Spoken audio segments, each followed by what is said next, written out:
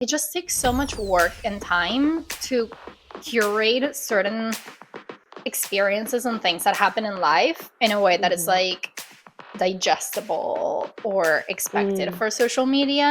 Even in stories and stuff, sometimes I feel like if it's not aesthetic, it's not going to get the views, it's not going to get the interactions.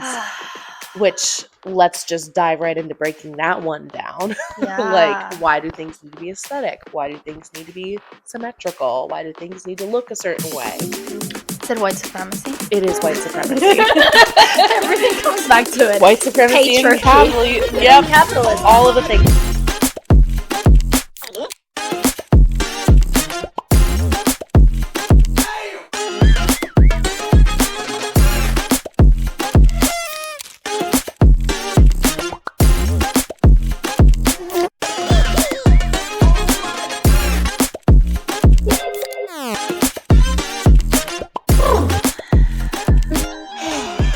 Hi. Hello. Welcome to Girls Gone Real. Hey, welcome. I'm Hannah. I'm Chassie. And we always forget to do that, so we're trying to get into the practice. Oh man, we are here. We're here on this day, this rainy day. Very rainy day. It's interesting how, like, even though we create this beautiful bubble of a space on this couch that looks kind of the same, even if outside doesn't look the same. But I feel it. I feel it. Yeah. Also, for those of you who are not looking at us, you should be, because today we got the privilege of being joined by the one and only Mr. Buckingham, aka Doug. That's his real name. Doug is Chessie's cat. Yeah. Our podcast mascot. Yes. Who loves to be on social media. He doesn't have his own page, though. I'm not one of those. Have you ever thought of doing that? No. I've thought of doing it for Ralph, but that just feels like a lot of time and effort, and he's hard to photograph. I know. He does not sit still. Interesting. Yeah. Well, the picture you sent to me today was so cute. Yes, he was. I could always tell that he can tell when I like need an extra little boost, because like I'm not feeling super great. You may hear it in my voice. But I was like, he did it twice. I was sitting on the couch and he just like came up and like pawed up on my chest and then like came and settled on my lap, and I was like, oh my god. And then when I was laying down, he came and just like laid. And at first, the one I showed you, he was like curled up on my stomach, but when he started, he put his little paws like right here and his head was like right on my chest. I was like man, cats are the freaking best. So Doug has also been extra clingy and cuddly in the past like week or two. And for some time I was like, interesting, like I wonder what he has going on. Does he need a little more love? Am I like not playing enough with him? Like, what's going on? And then I realized, no, it's me who has things going on. It's you, and it's me, and he feels it. So he's been giving me extra love, and he's been like very cuddly and just like, I mean, he's always like obsessed with me and like follow me around and stuff. Yeah. But like it feels just like a little more noticeable. That's so sweet. I know. Wait, so speaking of social media, today on social media, I saw a very interesting video on the Japanese cat method or theory. Have you ever heard of this? No. Okay, so this plays into the theory that, number one, cats understand. Well, they've proven that cats and dogs understand English, like or language in general. Oh, wait, I have two videos I saw. I'm on pet TikTok, I'll be honest. The first one was they had a foster dog where it was a little chihuahua, and like nothing they said to him was clicking, but then they started speaking to him in Spanish and he understood.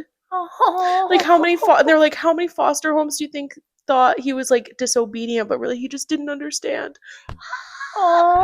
So that's number one. Number two, the Japanese cat method. Okay. So this is a theory where if you lose your cat and they're not coming back and you've tried all the things, you have to go on the street, find a random cat in your neighborhood, crouch down and give it a description of your cat, tell it your cat's name, be like, tell him that like I miss him so much, I want him back, like for my, like this is what I smell like here's a treat for you. You have to give them a little treat, like a little offering. And people, I started like deep digging into it. They're like 10 minutes after I did this, my cat comes running down the street. No That's way. crazy. No way. That's crazy. What? But yeah, and I'm like, that makes sense if they can understand language, even if it's, I don't know, or if like, I don't know. I'm not a scientist, but that was just wild to me. That's like, cool. I mean, they have a network. Yeah, there's so much that we just don't understand. Yeah. About the world and animals and communication. Yeah. Oh, that's dope. It's one of my favorite things about social media is the things that I learn. I know. There can be some good things out there. Yes. And that's what we're here to talk about today, if you didn't already figure it out by the title and everything. But talking about social media and all of the nuance that comes with it. Yeah. The good, the bad, the things that keep us scrolling till 2 a.m., and the things that make us want to leave this planet and be in a little remote island with no phones. 100%. And everything in between. Yes, including the cat videos, which I'm gonna be tugging in the back of my head because my cat is a little escape artist, right? So I may have to use that Japanese technique. Oh my god! No, when I came in the door today, he came flying down the stairs. I'm like, "Hello, Houdini, I see you there." Oh yeah, oh yeah. I was like, "Bro." I know. So funny.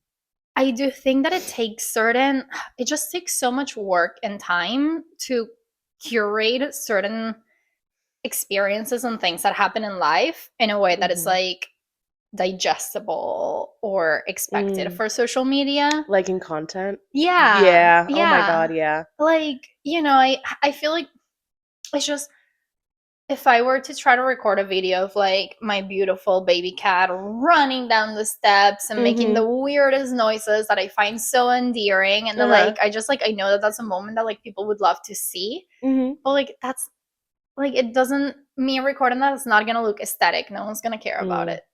And that's what's interesting is like, depending on what platform you're using, there's different rules involved, because that's definitely an Instagram rule. Like, even in stories and stuff, sometimes I feel like if it's not aesthetic, it's not going to get the views, it's not going to get the interactions. Which, let's just dive right into breaking that one down. Yeah. Like, why do things need to be aesthetic? Why do things need to be symmetrical? Why do things need to look a certain way? Is it white supremacy? It is white supremacy. Everything comes back to it. White supremacy and capitalism. All of the things. So, surprise, we recently kind of came to understanding this is kind of a decolonizing podcast. This is kind of a deconstruction podcast. Yep. Because at the end of the day, when we go to talk about things and get real about them, we're like, God damn it, you know what it is? You know what it is? The patriarchy. It's the patriarchy. God damn it. Yeah, no, totally. And I was just back to social media looking at these videos of a really cool creator who was talking about how we have to decolonize our minds first before we can actually externalize and start creating that change outside of us. Absolutely. And that's a big part of why social media for me was a big door that opened this world of possibilities to me, because it was, I think I talked about it in the coming out episode, where like downloading TikTok during 2020, like at the beginning of COVID and everything, that was like the funnel that like let all of this new information in for me and got me to deconstruct so much shit in my life and start so much healing and like come out as queer, like so many things that would I have come into that naturally in the world? Maybe, but I was also running around in circles that were very echo chambery. Yeah. Which, I mean, social media can then emulate. Right. Certainly can as well, but it does. It's such a double-edged sword. It is. Yeah, no, it's complicated. I have so many thoughts. But I'm gonna out myself as I feel like such a boomer by saying this. And this is where, I keep joking that I was born 40. And there's like, yeah, it shows. And what I'm about to say is like, I'm not on TikTok really. And like, but I feel like all the young people are, It can be. I know people who aren't on TikTok. I mean, it just depends on what your preferred, because like it depends on what you're looking for. What I like about TikTok is that I like long form videos in general. Like I like YouTube videos, I like podcasts, I like documentaries. So especially when they unlocked the 10-minute feature, now people can make 10-minute like videos on TikTok.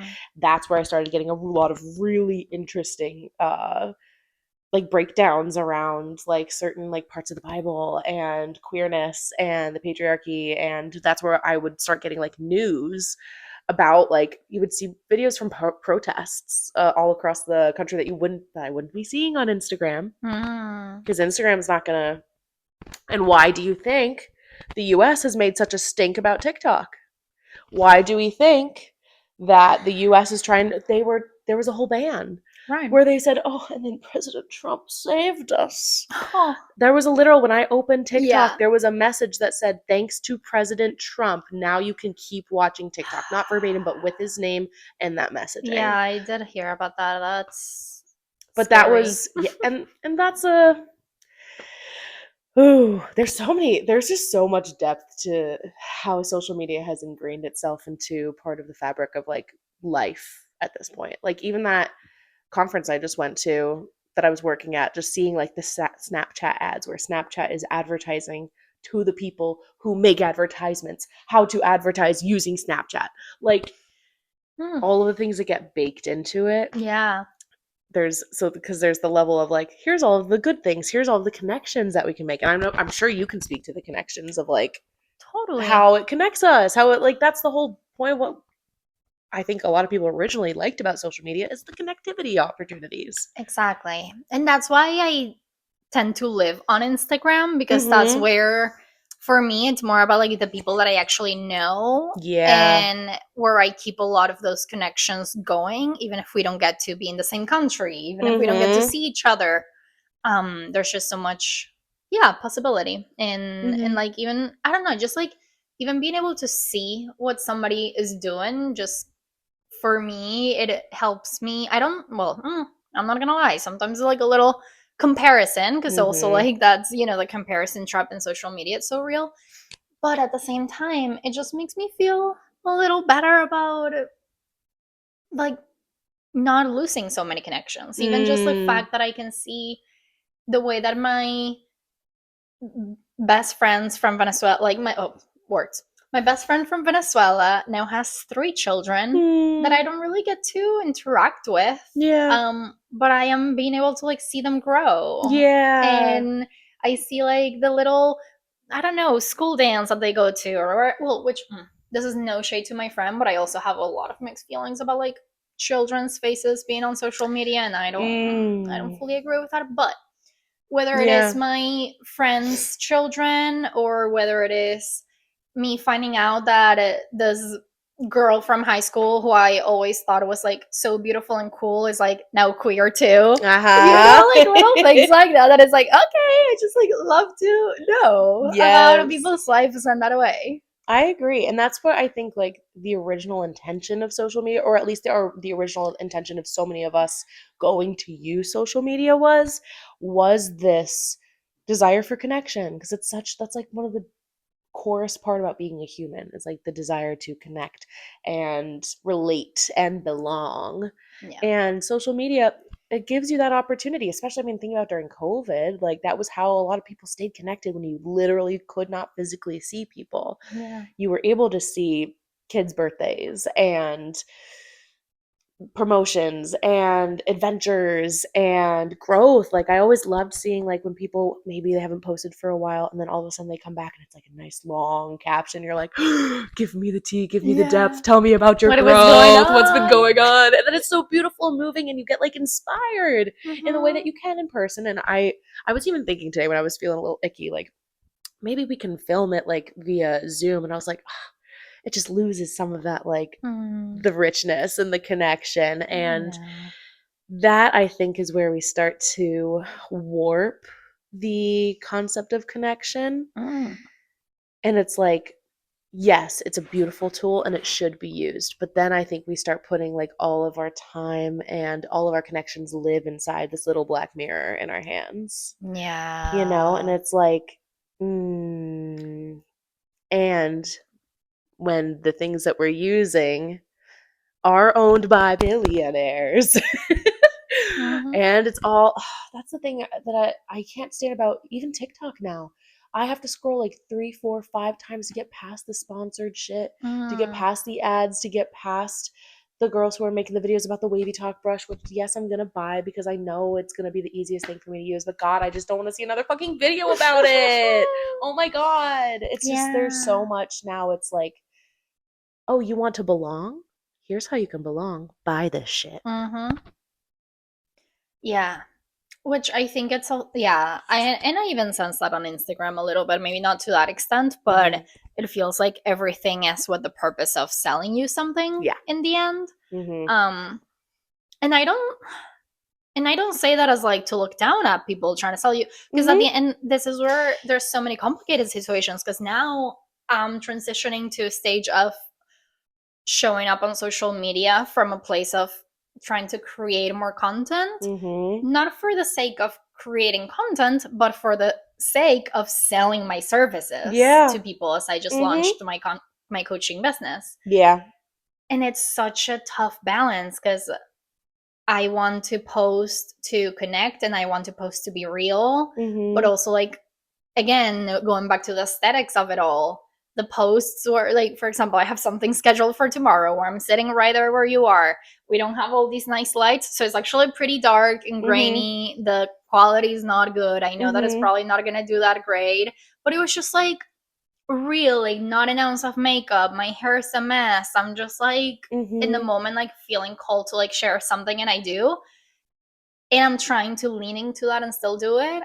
And I still know that, like, that's not blah, blah. That is not words. That is not gonna help me sell necessarily that much. Why don't you think it's gonna help you sell? Because, well, here's another thing, and I do think that I have to like work through my own mindsets a lot. Because right now I'm feeling a little like annoyed and resentful that the kind of content that I've been wanting to post, which is very anti-capitalist, talking about, again, like white supremacy and patriarchy and how those things are impacting our own relationship with money, with our values, with our authenticity. Those are things that get a little bit shadow banned. They are.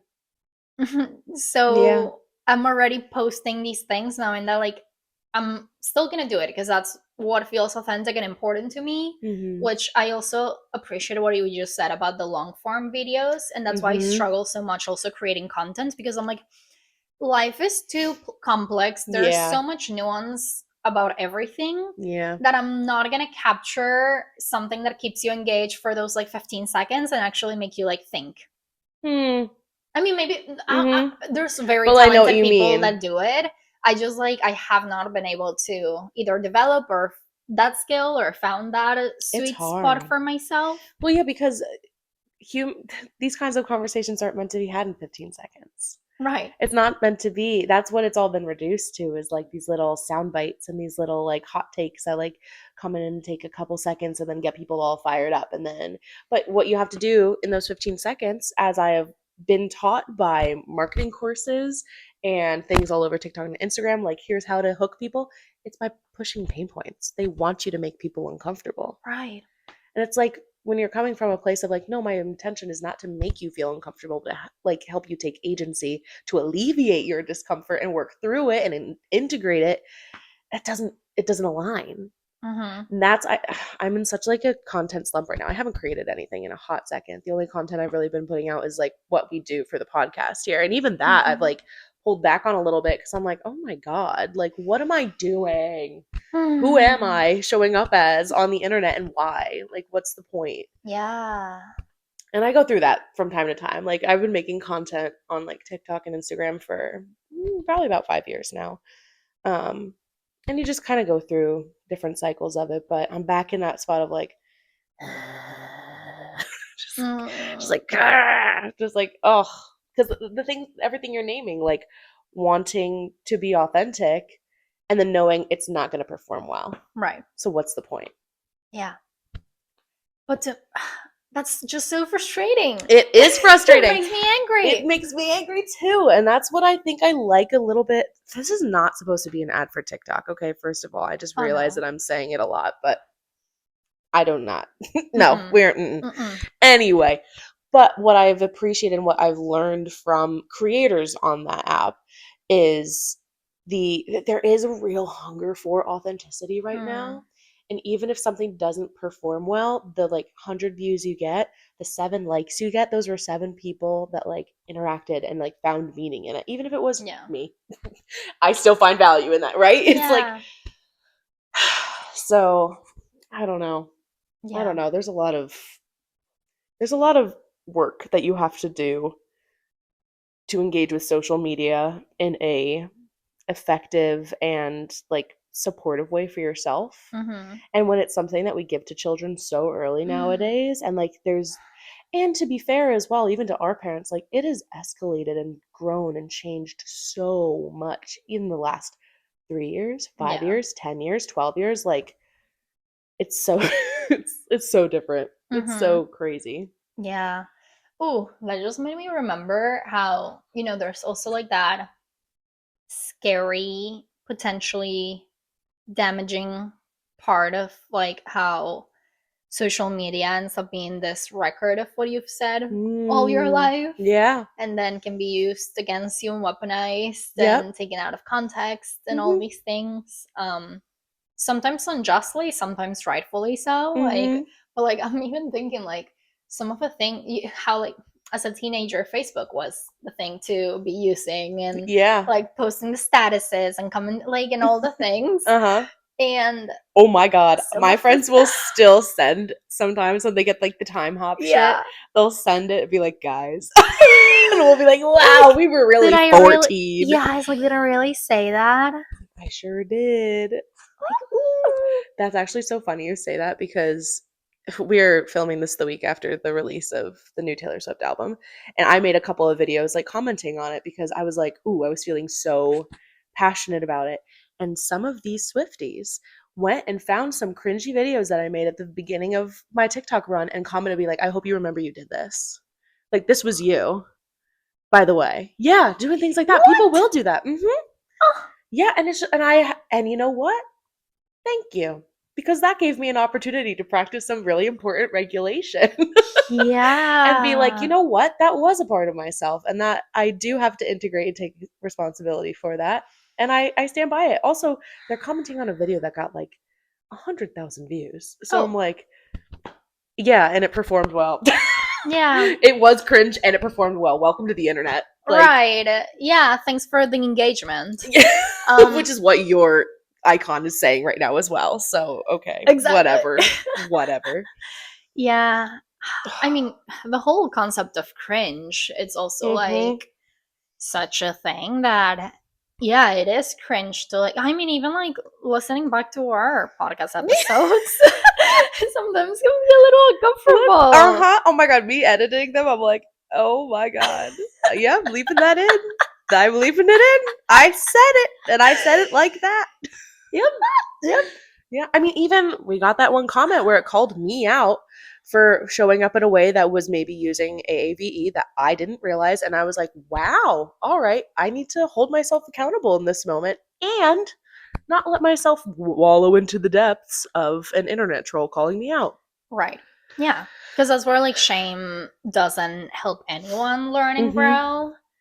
Yeah. But it's like you still, it is a record. It's an interesting record too. And I think we were talking earlier, but you've seen The Social Dilemma. Yes. Yes. If you have not seen The Social Dilemma, fantastic documentary. Go watch. Fantastic documentary. Does a really great job highlighting. I love that it literally interviews the people like who created Pinterest and Facebook and all of these things and are like, yeah, here's the reason we did it and it's really bad and I will not let my children interact on these platforms. And it's like, because all of these things were created knowing that, yeah, that shit was gonna live forever. It's gonna come back to haunt you, okay?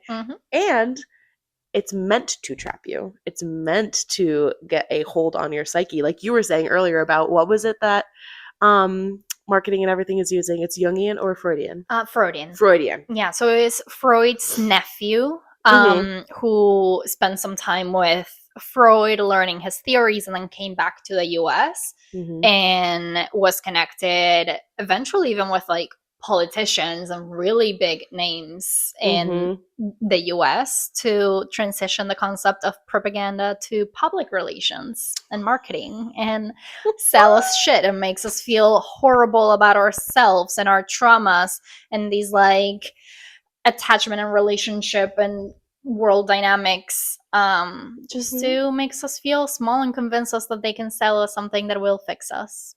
Yeah. So that is woven into the fabric of the foundation of all of these platforms that is being sold to us as an opportunity to connect and does afford us that opportunity if we use it wisely. But if we let ourselves like sink into the performative engagement or doom scrolling or things like that, like you will get sucked into somebody else's vision for your life so quickly. Yeah. So quickly. And when we're in this age where like I said, I've seen other creators and I've just seen it. That's what I like about TikTok. People are just showing up like this in their bedrooms. And I'm like, okay, great. Maybe I'll start showing up upside down in my bedroom too. There is such a hunger for authenticity. Yeah. In a way that, like you just said, like the algorithm doesn't allow for sometimes. And that's like, what the fuck? Right. Yeah. And speaking of algorithms, to your point also with like the social dilemma and how they teach us how like vicious and calculated these algorithms are to keep you engaged because like they make money by selling your time and attention to people. Literally, like that's not an exaggeration. Like the amount of time that you spend looking at an ad, they are making money. I can't. Yeah, exactly. And I just keep hearing about how the TikTok algorithm can be so good and like really get you. Yeah. In ways that I have for the past like 5 years that it's been going, like, or I mean, maybe more, but like, I say 5 years with like the 2020 and the pandemic. That's like where like it, caught fire. And I mean, you know what I mean? Yes. And just seeing how people are like legit struggling with being able to get unhooked from the scrolling on TikTok and like even many of my therapy clients are like, yeah, I'm like scrolling on TikTok till like 2 a.m. I know. And like that's an experience that I don't get on Instagram. I don't think it's like as conducive to that like doom scrolling always, at least the way like maybe it's also my algorithm doesn't know me very much. It's very interesting. On Instagram and Facebook, I only go on Facebook for like the groups, like the Buy Nothing group. Hell yeah. Sign me up. See, community opportunities. Exactly. Yeah, that's the only way I'll go on Facebook to like find free shit and I don't know, connect. But like I've found like teaching opportunities through some local groups, things like that. So it's like, yeah, I found one of my favorite jobs right now through Facebook. Exactly. Yeah, no, it can be so good, but whatever. The point is that like the reels that I get shown on Facebook and Instagram just like don't really get me. It like is a weird algorithm on Facebook and Instagram. For me, it's very trad wifey. Yeah, dude. And also very much about like parenting, which is funny because like I don't even want kids. They're like, maybe we can change her mind. Yeah, no, totally. I feel like I'm like trying to get a push that, but also that's just like so foreign from what I want or like that it doesn't hook me. Yeah. So I don't have that issue too. I mean, I'm not perfect. I'm some like, I give myself my time limit on Instagram and every single day I'm like breaking it. Relatable. But that's been like my fear of going on TikTok because I'm like, oh no, because I'm going to find like very cool, insightful people sharing something really cool for 10 minutes and I'm going to stay there stuck forever. I do get stuck.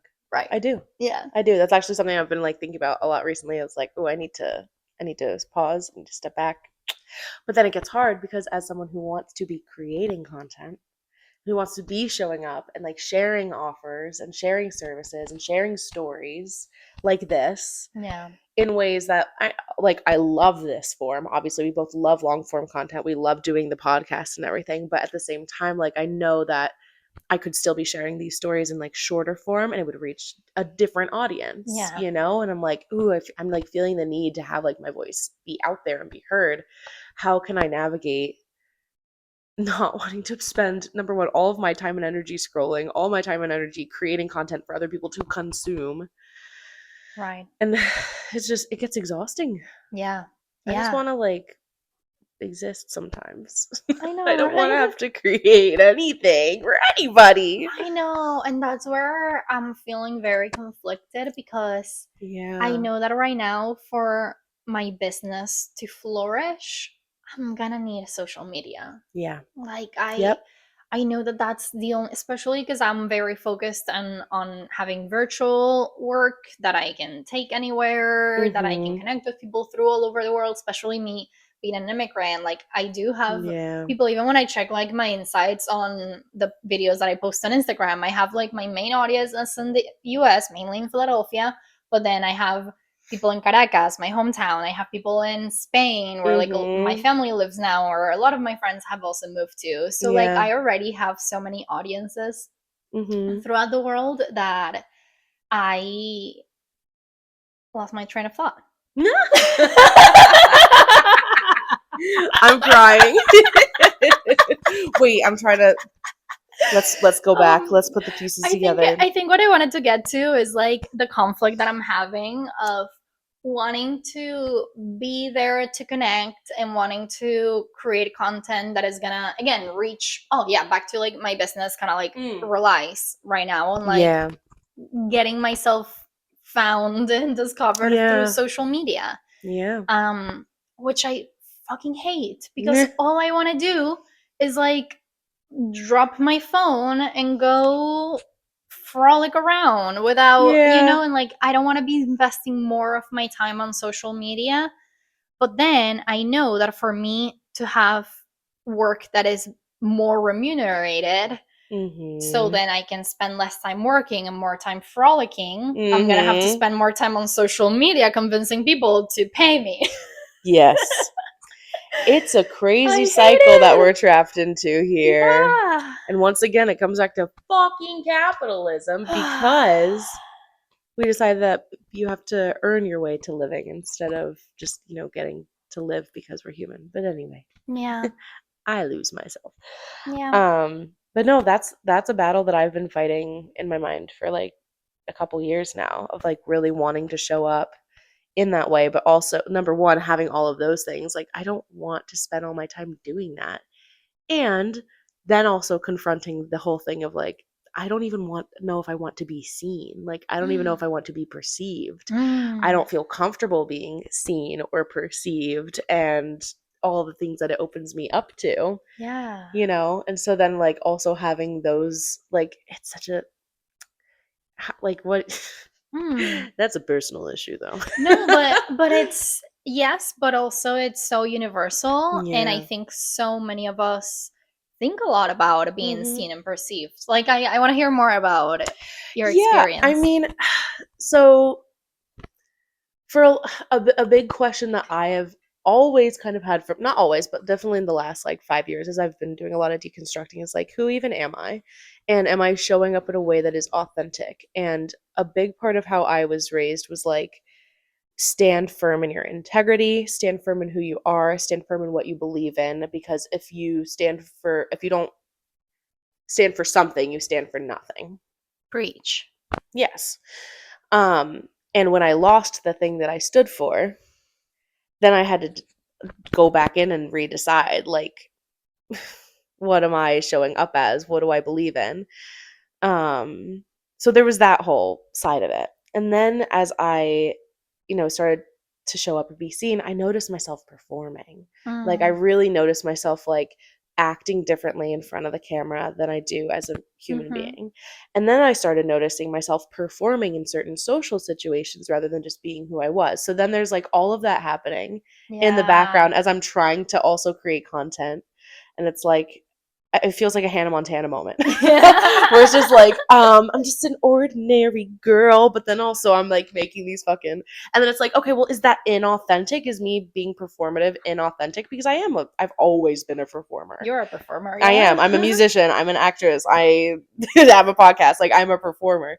So then we're navigating this, like, what even is authenticity? And then it comes back to the who am I? So I think a lot of times, like, I think social media can be a good opportunity to experiment with that, to like show up as different versions of yourself and just play and know that it doesn't have to be that serious. Yeah. But I think there is that feeling that it is that serious. At least I feel one where it's just like, if I put something out, I want to be able to stand on business. Like, I want to be able to be like, yes, I said what I said, and either I believe in what I said or I can accept that I did believe in that at the time, and let's have a conversation about it. And I think that really, really scares me sometimes, especially coming from a background that I'm like, that shit was real wrong. That shit was real wrong. So I was so wrong for so long. And now I'm having to show up and be like, there's not a wrong and a right. And that was something I always really thought was true, was that there is a right way to show up and there is a wrong way to show up. And now it's like, no, you couldn't show up however you want. You just have to be able to accept it and embody it. And I'm like, that's a lot of responsibility. Yeah. That's a lot of personal responsibility. It is. And that's daunting. It is. And it's one that I accept and I think is so freeing. And it's a great opportunity to build a lot of sovereignty and liberation for yourself. But the physical lived experience of it can be really like I feel like heaviness in my chest, like as I'm thinking about it and talking about it, I'm like, oh. Yeah. That's real. Yeah. And the other layer then of it too is, okay, when I put my body on social media, when I put myself on social media, I'm in a bigger body. Even if it doesn't get the comments, I don't get body hate or anything on it, anything. But when I see other people who look like me on the internet and I look in their comments and then I see what people are saying, I'm like, I get so scared. Yeah. So then there's all of those other things that are just like churning right under the surface. And it keeps, for me at least, and I imagine other people may relate, but it keeps me in a freeze state sometimes where I'm like, doing nothing is safer than doing something and getting hurt. Yeah. So just for a super light little insight into my inner psyche. Yeah, no, that's so deep and so real. I really appreciate you sharing that. It is real, and I feel like I know I cannot be the only person experiencing that 100%. But do I have the answer for what the remedy is? Not really. No. I'm still playing with it. I think it's just doing things like this where you just show up and try to be yourself and also give yourself some fucking grace. Yeah. Like, if you can't, it's not the end. I had a whole like little schedule that I made for myself. Like, I'm gonna show up on Instagram this many times a week, and this is what I'll post about. And I have a little plan. Nope. I got to like a week in, I was like, I'm actually tired. I don't want to be fucking perceived. Like, I need to just sleep. Actually. Yeah. It's exhausting, especially when, again, it's tied to that performative expectation on how we're supposed to show up. Yeah, for sure. Yeah, and I have to remind myself that for most of my life, I was very much entrenched in that very heteronormative white supremacist mindset of like trad wife shit and like purity and perfection. And I was listening to a podcast on my way here where she was saying, oh my gosh, this woman is basically me, but like 5 years in the future. But like cool. Evangelical, like then deconstructed and got into astrology and tarot and all of the things. And she was basically saying like, my ex-evangelicals, like, I need you to hear me when I say, as you deconstruct, you cannot turn your own self-development into another form of perfectionism. And I was like, okay. Okay. Sure thing, won't do that. Yeah. Because yeah, I think that's something that social media can like really spark and inspire and like grip inside us, is like to our initial point about the aesthetics of it all. Yeah. when you're trying to make your like develop and grow a lot of times, and then you end up in that side of social media, the self-development and self-growth, which you can find a lot of really beautiful things. At the same time, then you're seeing all these people who are at different points in their journey, and you're like, how are they just showing up like that? Like, I want to do that. It's like, really, you got to do there's other steps before you can show up there, and you got to start playing with them before you can, like, it's not, it asks for perfection, but it's not a perfection game. Yeah. That's a game nobody wins. Right. Yeah. Even to the point that, like, the expectation, especially on a platform more like Instagram, where people are showing their highlight reel, they're showing their vacation pics, they're showing themselves fully October dolled so up. far. Yeah, I'm like, Yeah. my October so far is screenshots. Oh my god. I forgot to take pictures at all the events I went to. Sorry. Yeah, and that's been a difficult year for me, and we've talked about even before with like vanity and how Latin American culture is so about, like, I grew up having to be well dressed and well put together to go to the supermarket. So then it's like, if that's something that, like, maybe not, someone may not even see you, or someone that you know, like, how are you gonna be putting yourself on social media where not only everyone that follows you may see you, but also all these strangers? And like, showing up without makeup has been really hard for me, especially as I'm like navigating all these things with like my face and blemishes and acne and stuff like that. And like, not having the perfect face that then I'm seeing other people having, or things like that. Even just, I fucking hate how easy it is to just like have a little filter on that is gonna like give you a nose job and gonna make your eyes blue. And let's talk about fucking filters on both Snapchat, Instagram, all of it. Every time I like go and it'll automatically put one on, and then my face is like thinner and my nose is thinner and my eyes are more shaped and my lips are bigger. And I'm like, oh my god, I can't imagine being a child or a teen. And aren't people already getting body dysmorphia, like face dysmorphia, from these fucking filters? Like, the fuck? I know. That's insane. And as I just described all those things, I was like, thinner face, upturned eyes, smaller nose, bigger lips. We're just really cutting and pasting, like, from all of cutting and pasting what we think is beauty, and to serve white supremacy. Which is like so scary how certain beauty standards definitely get a lot more highlighted on social media than others, and even co-opted. It's just even I have a little moment with like the filter situation. So I'm only human, so we all are.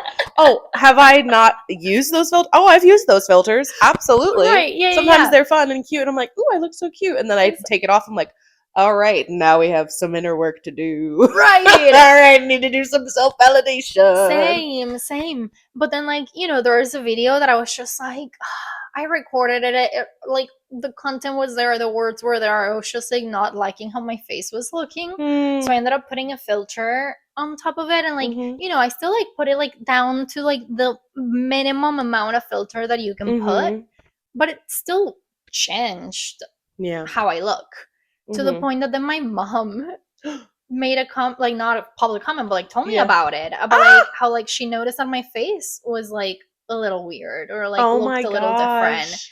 And then the shame that I like, not that she made me, the intention was not to make me feel shame. It was just like more like coming from a place of curiosity. But I felt ashamed for being caught in the lie type of thing. Was it shame or was it guilt? Oh, probably both, but now I'm thinking probably guilt, because that's like, that was me going against my values, that I'm like, I'm trying to be as real and authentic as I can, and here I am like changing my face to be more palatable. That's like so against what I preach and what I want. So hard. Especially in the moment when like you're having those feelings and like it's in your body and you're like, and you know it's gonna make a difference. I feel deeply. Yeah. I really do. Thank you. Yeah. So then it becomes, okay, so that's an interesting, we had different responses then in that moment. Like, where your response was like, I'm going to change something about it to like make it more palatable. And my response is like, I'm just not going to do it. I'm just not. And neither of those, I think, is like feeding us and like Right. letting us embody our most authentic selves. But it's like, I feel like we both had to have those experiences in order to be like, that's actually misaligned. Yeah. Which I think is an opportunity again that social media does afford us. It's a place where we can really do a lot of experimenting. But I think we need to be so conscious that that's what we're doing. Yeah. You know, like I think all the time, especially now that I'm having these little experiences where as I speak my truth that I'm having people go back and dig up my shit from the past and be like, have you seen yourself? I knew all my 20s, like I wanted to be seen. I wanted to be out there. I wanted to be creating. I wanted to be performing. But I knew deep in my bones that if I was to do that and open myself up to the criticism, that it would have rocked me. I would not have been able to handle it.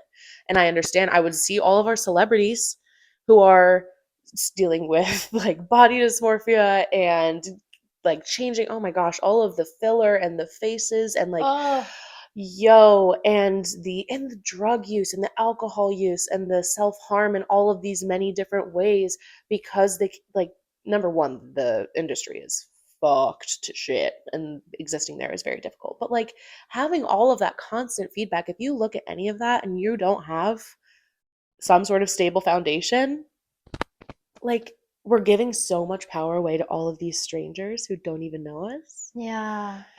And that, like, giving power to strangers. The amount of times I have found myself after I post something on social media being like, but what is so and so gonna think? And sometimes it's like a abstract so and so, but sometimes it's a very specific. Like I can think of like specific people that I know would like criticize or have thoughts or would not fully agree with what I'm saying. And then it's like, ooh, okay, so like, am I gonna give them the power to control how I am showing up and the potential impact that I can have on other people hearing what I want to say? I feel so called out. I feel so called out. Sorry, no, in a good way. No, in a good way. Okay. In a good way. No, because like this is something I've been sitting with a lot too.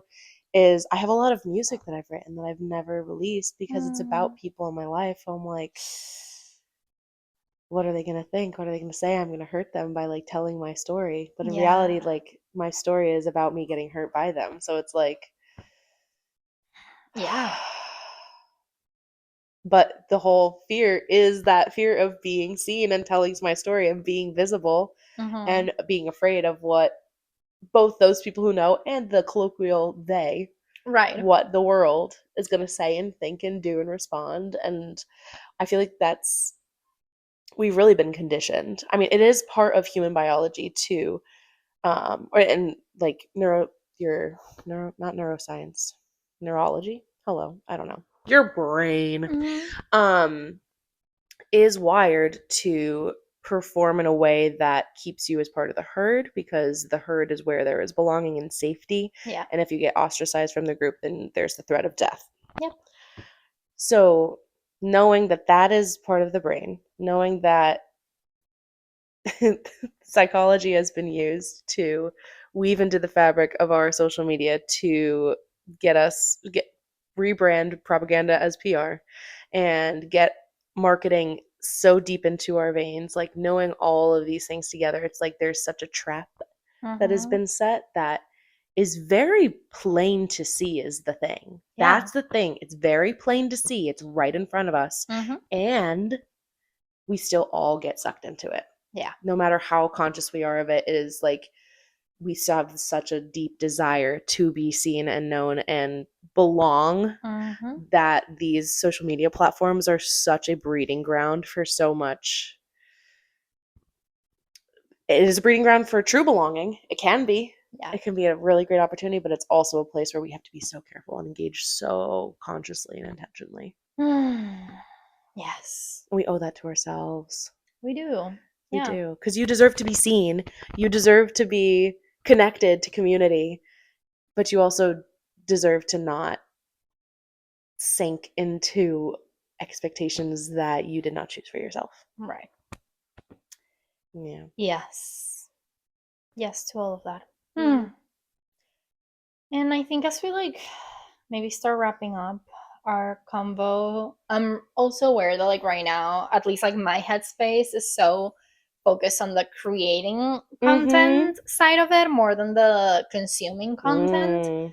But I know that for maybe most people who may be listening to this, maybe they're more on the consuming side, which is also something that I have been trying to have this ongoing practice with myself of noticing again in my body what is coming up when I'm consuming certain things, how is it making me feel, and just trying to be a little more like I heard recently the saying of like fruit ninja about something, you know, like oh my god, fruit ninja. Yeah, and Catch like, me downloading that was in a very different context, but like I'm borrowing it in the idea of like just like the decisiveness and like slice, no, mute, block, unfollow, block, done. Well, I'm actually like I'm not a big blocking person. Me neither, actually. I don't block people, which like I mean, it's like such a tangent, but there's a man that I probably should have blocked him.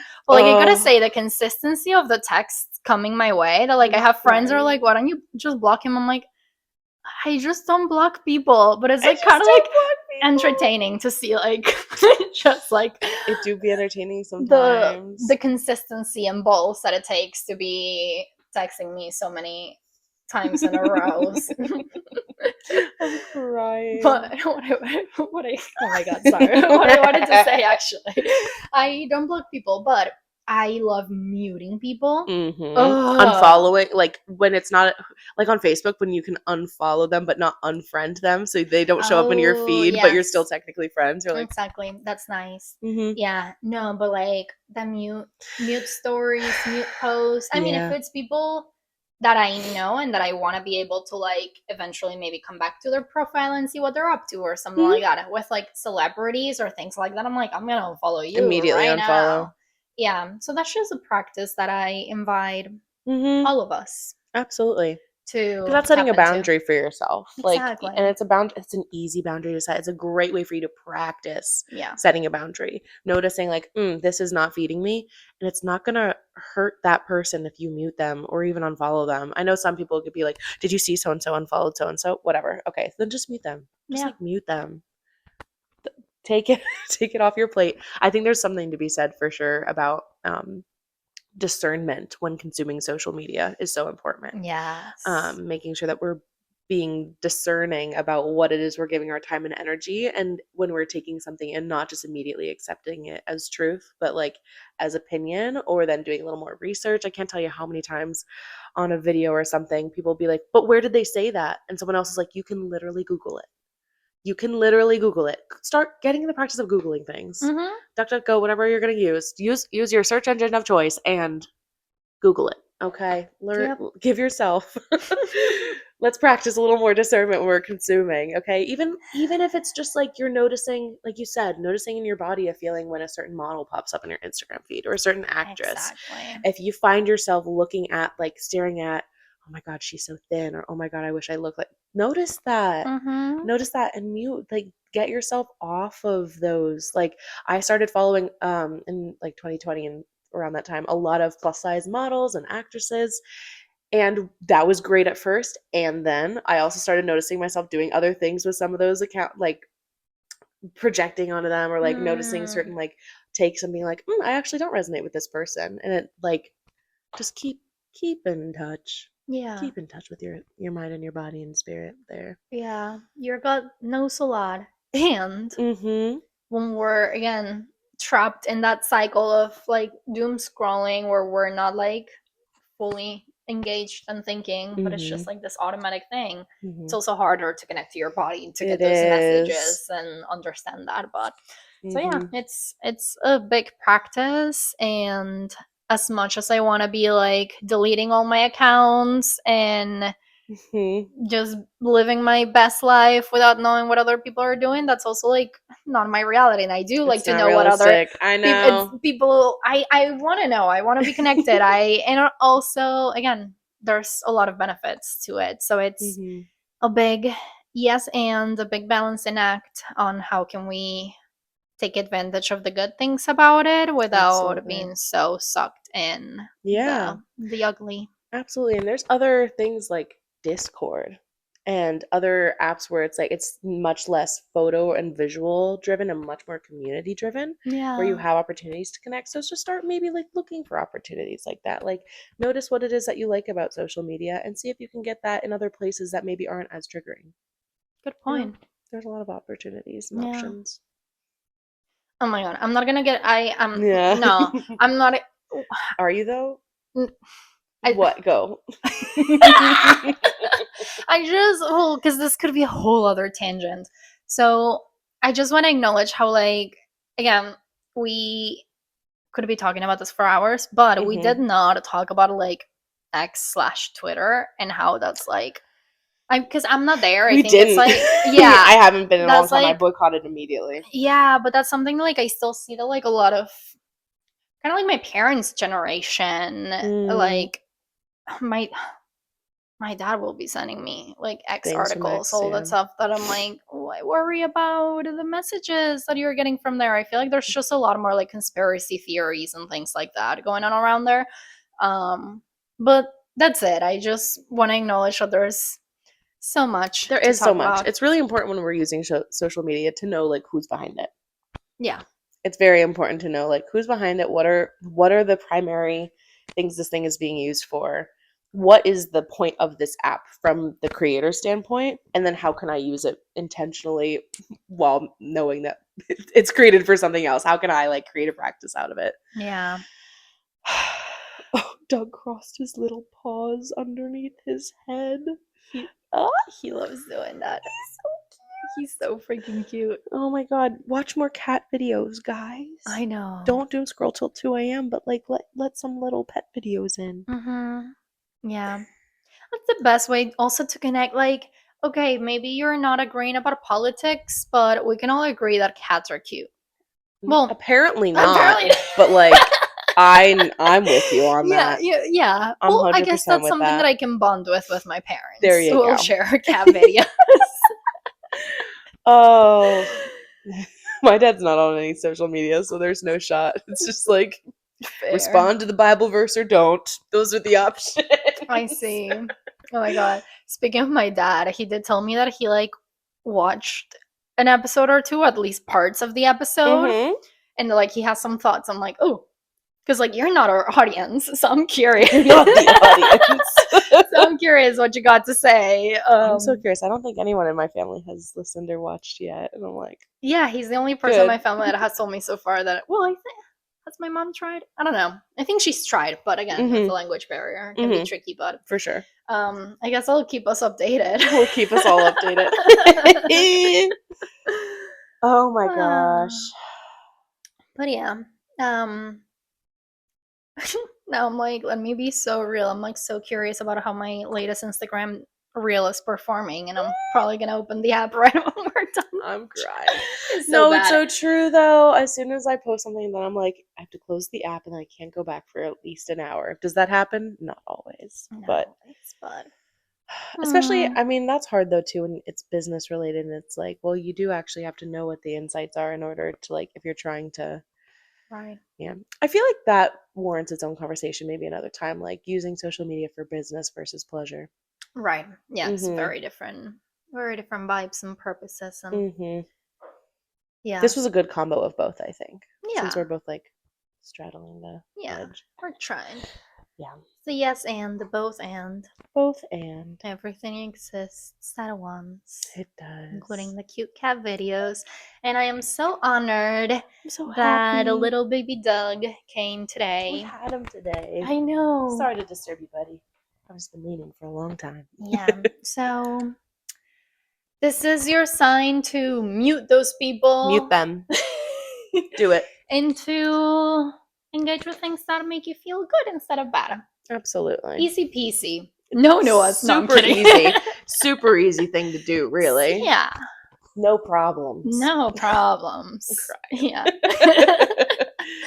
So that's it. Find us everywhere on social media. Follow us on social media, where we'll be posting 15-second clips to help get you wanting more. Yes, and also follow me at Chessy Connects. Yes. That's CHESY Connects. Like the word connects. So I want to connect the word with you. And follow me at Hannah Ray Stevens. Ray is spelled R-A-E. Everything else will be in the description box.